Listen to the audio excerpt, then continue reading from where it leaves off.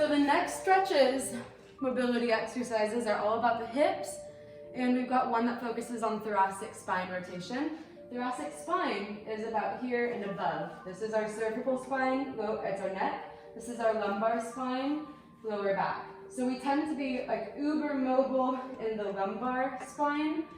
So we need to get more stability here usually to prevent injury. We tend to be pretty stiff. You see hunchbacks as you get older in the thoracic spine. So we need to get some movement, some mobilization, rotations, extension through the thoracic spine. So we're gonna work on that a little bit here, and then our hips, let's get to it. Kneeling T-spine rotation. Two options here. First option, I learned this at a PT clinic in Davis. Set your hips back over your heels. Bring your forearms so your elbows are just touching your knees. Palms on the ground. Let's take that left arm, hand behind back. Let the arm relax. This is not an arm exercise. It's a thoracic spine exercise. Press into that right forearm and inhale. Exhale, rotate your rib cage, let it wrap around. Really make an effort to move to the left. You are rotating and you're coming home. Let's do 4 reps. Exhaling to aid the rotation. Inhale, home. Press out of that right forearm. You might feel a pop, that is okay.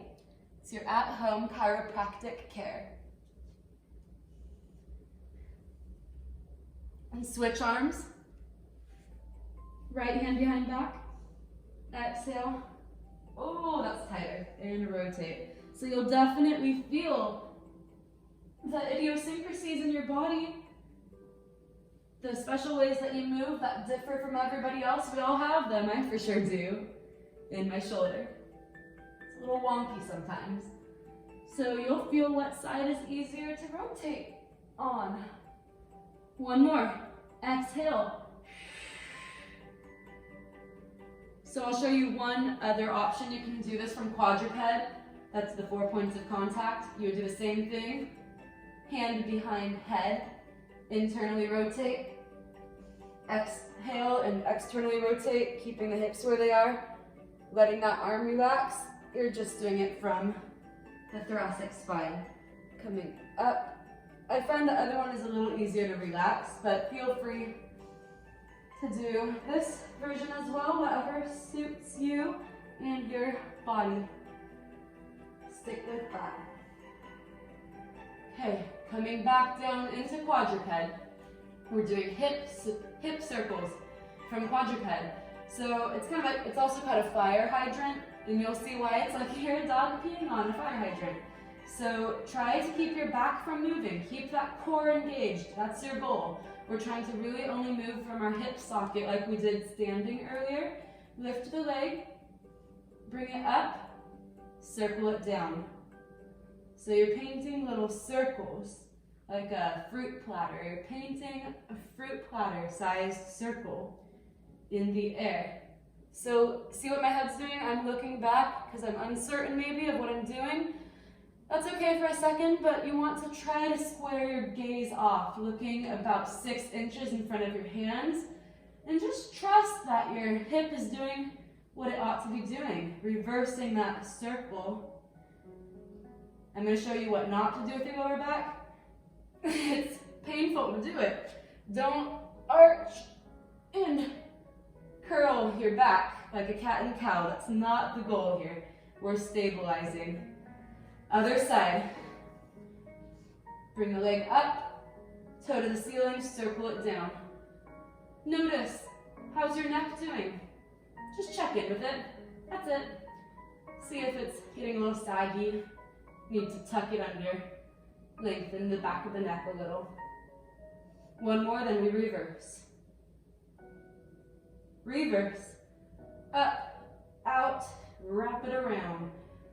Painting that platter-sized circle. One more. Last one. Come down, hip flexor stretch. You're going to bring one foot in front. Remember that midline that we painted on the ground? Step a little out of it on the diagonal. just like that. You're going to make sure your knee is behind your ankle because you want to have room to press forward into that stretch. I just put my hands on my upper thigh, really trying to release that right hip, this whole line right there. Quadricep, hip flexor. Oh, it's so tight right now. So pressing into it. If you're really, really trying to work on flexibility, 60 seconds. Guys, you have to hold it for at least a minute to improve your flexibility. 30 seconds for maintenance. So right now I'm just doing maintenance, but at home, do longer if you're really working on that flexibility, okay? Okay. Take that left hand, reach it out, and exhale, twist behind you. Can you grab the hamstring, maybe? You're getting a nice little thoracic rotation again here, looking behind you. Come back, fingertips on the ground, press back into another hamstring stretch. Hip over knee here, trying to get that back as flat as possible. Oh yeah, you'll feel the difference if you were rounded. Think about mooning somebody behind you. That tailbone is releasing. You're a happy dog, not a scared dog cowering and tucking his tail under him. No scared dog here. So now I like to revisit the stretch. One more glorious stretch on that left side before we bring the right leg forward. Same thing. Step on the line, step off on the diagonal a little bit. Press into the stretch. Arms come, hands on top of the thigh. Really, you can even floss into the stretch a little. So I call it flossing, I don't know why. Just pressing into it, letting go. That might help you to ease into the stretch if you have a body screaming no at you. From here, hold it. Take the right hand forward.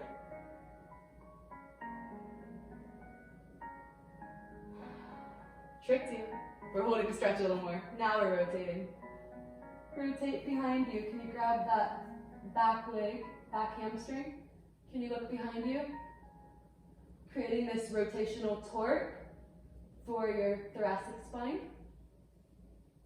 Okay, come back. Fingertips on the ground.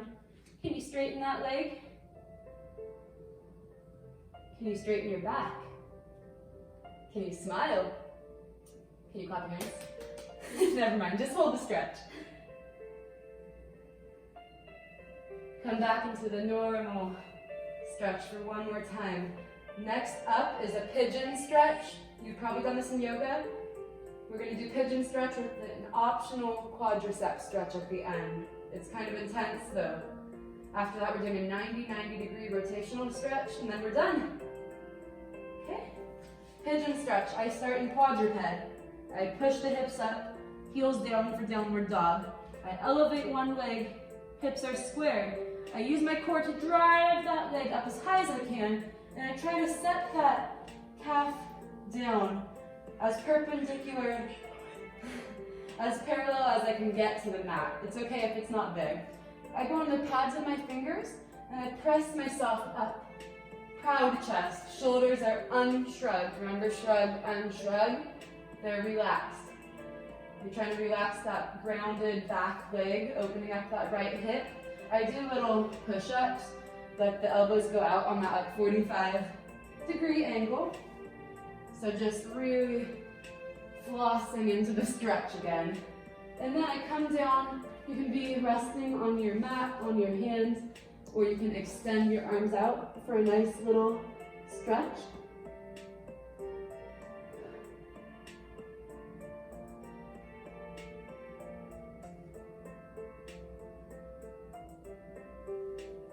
One more deep breath, in through the nose, out through the mouth. Bring yourself back onto your hands or your fingertips. Option to stay here. Option to bend the back leg a few times, getting into that quadricep and hip flexor, reaching back with the left hand, grabbing the top of the foot. So I'm grabbing from the pinky side of my foot, not the thumb, not the big toe side. Trying to sit up as tall as I can. You can bring that leg back even more. You can just stay in pigeon pose as well. Other side. So I bring it back into my plank, push my leg up, set it down in downward dog. Right leg comes up, knee to the chest, square it off. Set that leg down. Try to melt this hip towards the earth. Pads of the fingers, press it up. Proud chest. Little push-ups, pigeon push-ups. I like pigeon push-ups better than normal push-ups, don't you? It's a lot less masochistic than normal push-ups. They are so evil and brutal. Next one, lower down. Extend those arms.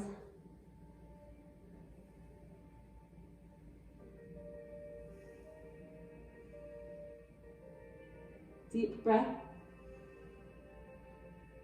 Let it out. Stay here unless you want to come up into that quadriceps stretch. You can stay relaxed down there otherwise. Bend the knee a few times. Floss that knee. Bring it back towards your bum.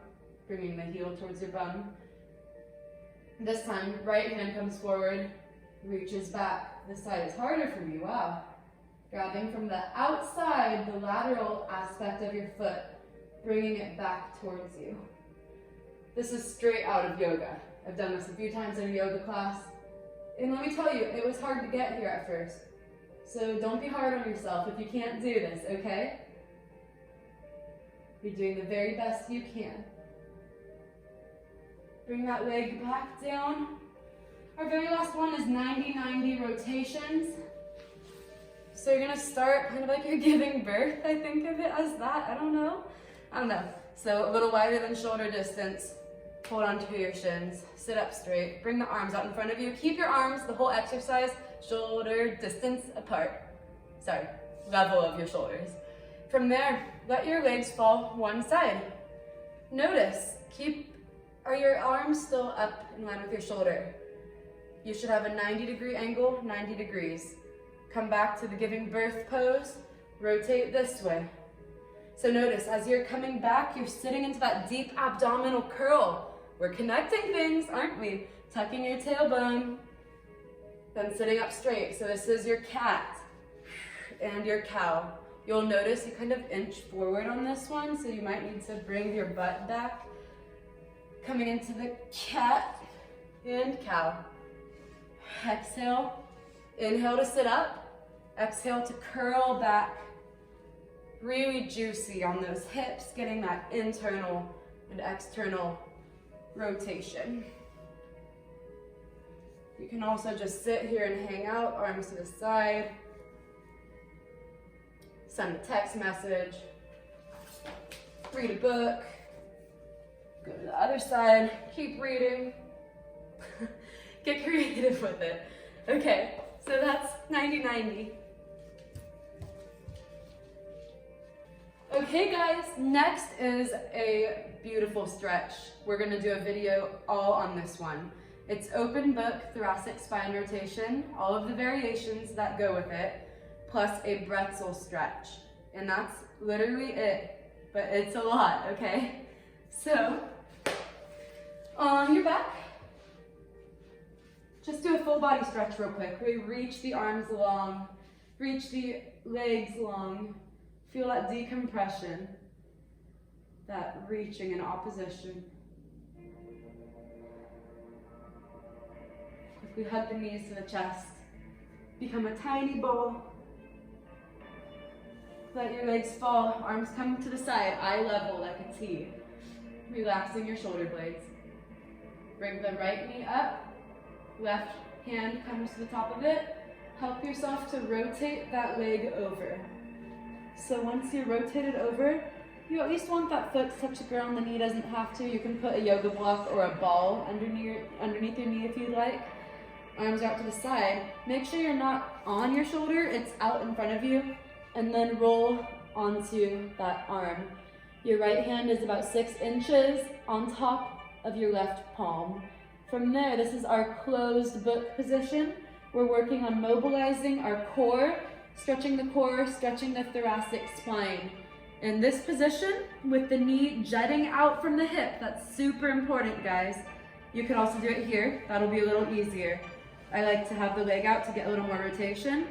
But this is important. You get what we call a lumbar lock, a lock on your lumbar spine. So it's not moving. We're keeping that from moving. Only moving the upper back and the shoulders. Inhale, exhale, and that will ease the rotation. Let your eyes track towards that right hand. Try to keep that right foot grounded. Inhale back. 3, just like that. Exhale, rotate into the T, open book. Come back on the inhale. Exhale, can you get that right shoulder any closer to the ground? The goal is to get close to the ground. Might not happen. I'm not doing it yet. Come back. We're going to add on. Inhale, exhale, open your book. Press the left palm to the ceiling. You'll notice that your left abdominal oblique muscles are wrapping around your rib cage, helping you to get an even, more intensified stretch. Bring it down, one more like that. Exhale and press. On the way back, you have the option of circling the arm overhead. I forgot to say that, but that's another option. Open it up on an exhale. We're going to do a variation. Listen to me carefully on this. For the right shoulder, you're going to let the shoulder internally rotate. That means palm comes down. Reach the arm long towards your butt. Let the arm come hand behind back. The back of the hand comes up towards your back, mid-back. Reach your arm long. Palm flips towards the ceiling. Semicircle that arm back up towards your ear. Hand comes behind the head for a nice pec stretch for the upper chest muscle. Ooh, that's a good stretch. Let's do that 2 more times. Reach, internally rotate. Hand comes behind back. Reach the arm long towards your butt. Palm comes up. Let the arm float back up. Hand comes behind the head. Really good. Now the Bretzel. Take your right hand, find the top of your left foot. You're kind of opening up that left front hip, your quadriceps. Take your left hand and place it over the right knee. So you're really getting this Bretzel-y, pretzel-y twistaroo. I think the guy who made it, his last name is Bretzel. But think of a twisted pretzel. And you're just gazing towards the ceiling.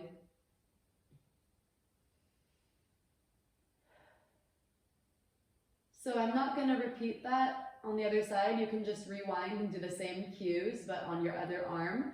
But I will show you from this side what we did for that shoulder variation, because it might have been hard to see. So legs in line, knees in line with your hips, just like that. I'm in my closed book. Now I'm in my open book. I just got a really loud crack. You probably heard that. So that last variation we did after we did the presses and everything was let your arm, shoulder rotate into internal rotation. Let the hand come up the back.